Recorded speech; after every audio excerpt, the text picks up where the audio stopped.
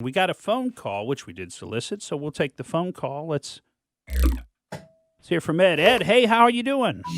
I'm real well. Hey, I just had a question for you about what your thoughts are on this recent case where the government, the Department of Justice, changed its sentencing recommendation after it appears that President Trump tweeted about and complained about the excessive sentence of something between 7 and 9 years. What are your thoughts about that one? Well, Ed, my thoughts on that basically are that, it was not that the government changed its sentencing recommendation. If you look into the details of it, what happened is the prosecutors went to the Department of Justice. They went to the authorities up the line, not just the prosecutors in the courtroom, but up the line, and they said, this is what we want to recommend. And I don't know exactly what it was that they said they wanted to recommend, but I think it was significantly less than the 7 to 9 years. And that was actually approved by the Department of Justice. And then when they went into court and actually filed the papers that they filed asked for 7 to 9 years. So they asked for something that they had not gotten approval from. I mean, that's direct insubordination.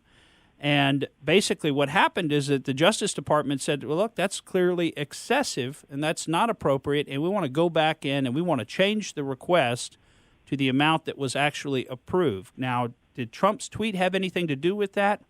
I don't think that it did, other than maybe calling attention to what had occurred.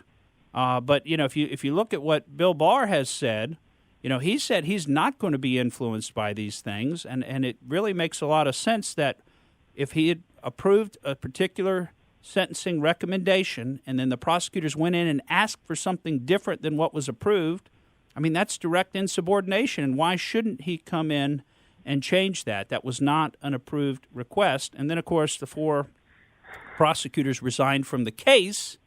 And what does that make it look like to me? It makes it look like a media stunt. The whole thing looks like a media setup.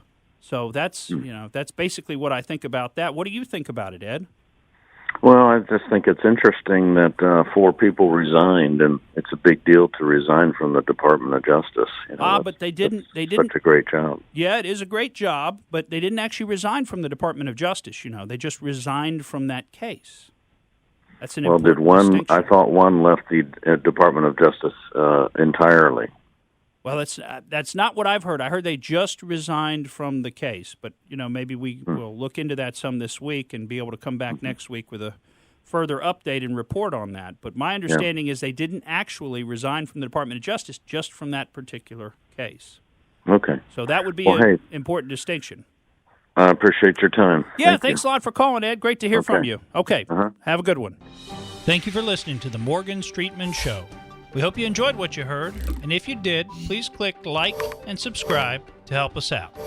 And remember that we recommend that you exercise your brain at least once a week.